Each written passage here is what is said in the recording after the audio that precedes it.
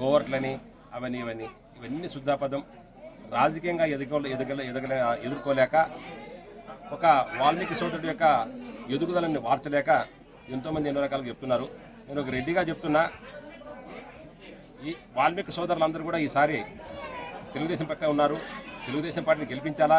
ఎప్పుడైతే తెలుగుదేశం పార్టీ అధికారంలోకి వస్తుందా, ఎప్పుడు రాఘవేంద్ర రెడ్డి ఎమ్మెల్యే అవుతారా, ఎప్పుడు ఈ రాష్ట్రానికి చంద్రబాబు గారు ముఖ్యమంత్రి అవుతారా, ఎప్పుడు మంచి రోజులు వస్తాయని చెప్పి అందరూ వెయ్యి కళ్ళతో ఎదురు చూస్తున్నారు. ఎప్పుడూ లేని విధంగా దాదాపు 85 పైటీల వరకు ఈసారి పోలింగ్ నమోదైంది. ఓట్లో చాలా స్వచ్ఛందంగా పాల్గొన్నారు. సుదూర ప్రాంతాల వాళ్ళు కూడా, చదువుకున్న వాళ్ళైతేనేమి, చాలామంది వలసపోయిన వాళ్ళు కూడా స్వచ్ఛందంగా వచ్చి ఈరోజు ఓటింగ్లో పాల్గొన్నారు. రాష్ట్ర ప్రజలంతా కూడా మార్పు కోరుకుంటున్నారు. ఖచ్చితంగా ఈ రాష్ట్రంలో అధికార మార్పిడి జరుగుతుంది. చంద్రబాబు నాయుడు గారు ముఖ్యమంత్రి అవుతారు. దేశంలో ప్రధానమంత్రిగా నరేంద్ర మోడీ గారు అవుతారు. ఖచ్చితంగా ఇవన్నీ మనకు మేలు జరుగుతుందని చెప్పి రేపు 4వ తేదీ ఎవరు కోవర్ట్లు, ఎవరు దొమ్మిదారులు, ఎవరు వెనుపడదారులు అన్నీ కూడా తెలిసిపోతాయి. ఎవరు కూడా అంతవరకు మనం ఏమీ ఆలోచించాల్సిన అవసరం లేదు. ఖచ్చితంగా తెలుగుదేశం పార్టీ అధికారంలోకి వస్తుంది. రాఘవేంద్ర రెడ్డి ఎమ్మెల్యే అవుతారు. ఇవన్నీ కూడా మన రాష్ట్ర ప్రజలకు అంతా కూడా మేలు జరుగుతుందని చెప్పి ఈ సందర్భంగా అమ్మవారి ఆశీస్సులు కోరుకోవడానికి ఈరోజు వచ్చాము. అమ్మవారి ఆశీస్సులు మాకు అంతా కూడా పరిపూర్ణంగా ఉన్నాయి. రాష్ట్ర నియోజకవర్గ ప్రజలందరి యొక్క ఆశీస్సులు కూడా మా పైన ఉన్నాయి. రైతాంగం ముఖ్యంగా చంద్రబాబు నాయుడు గారి యొక్క నాయకత్వాన్ని కోరుకుంటున్నారు. ఉద్యోగస్తులు, నిరుద్యోగులు, వికలాంగులు, వితంతువులు, వృద్ధులు, ప్రతి ఒక్కరూ అన్ని రంగాల వాళ్ళు కూడా ఈరోజు చంద్రబాబు నాయుడు కోసం ఎదురు చూస్తున్నారు. ఖచ్చితంగా మంచి రోజులు వస్తాయని చెప్పి తెలియజేసుకుంటూ అందరితో సెలవు తీసుకుంటారు. 9వ తారీఖు వైజాగ్లో జగన్మోహన్ రెడ్డి మళ్ళీ రెండోసారి ముఖ్యమంత్రిగా ప్రమాణం చేస్తున్నాడని చెప్పి అన్ని ఏర్పాట్లు చేస్తున్నారు. మరి దీన్ని ఏ విధంగా చూస్తారు? పగటి కళలు అంటారు వాటిని పగటి కళలు అంటారు.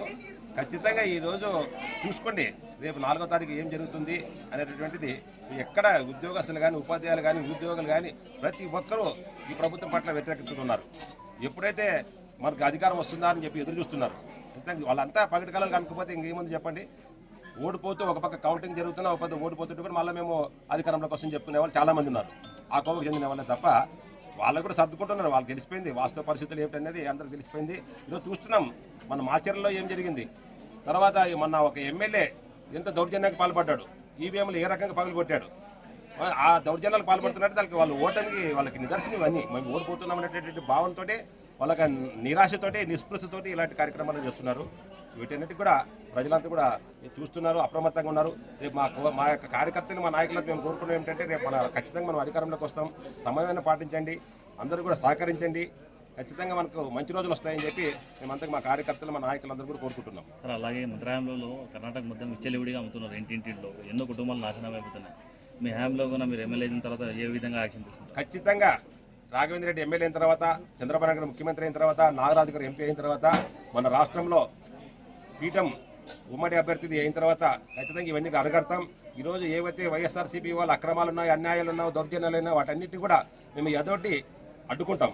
ఈ సారా వలన ఎన్నో కుటుంబాలు సర్వనాశనం అయిపోయినాయి. ఈ జగన్మోహన్ రెడ్డి గారు సంపూర్ణ నా మద్యపాన నిషేధం అని చెప్పి ప్రగల్భాలు పలికి ఈరోజు ఏ రకంగా ఏరులై పడుతున్నాయి.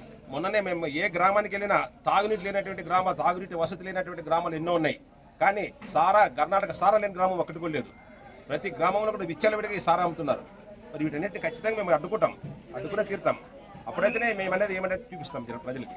అంటే అధికారంలో పార్టీలు అయితే మారుతున్నాయి కానీ అక్కడ పరిస్థితులు అయితే మారడం లేదు. ఏ పార్టీ వచ్చినా, ఏ ప్రభుత్వం వచ్చినా సామాన్యులు మాత్రం ఏదో ఒక తప్పు పని చేసి సంపాదించుకోవడం తప్పితే వేరే మార్గాలు కనిపించడం లేదు కదా. ఇక మీద అలాంటివి జరగవు.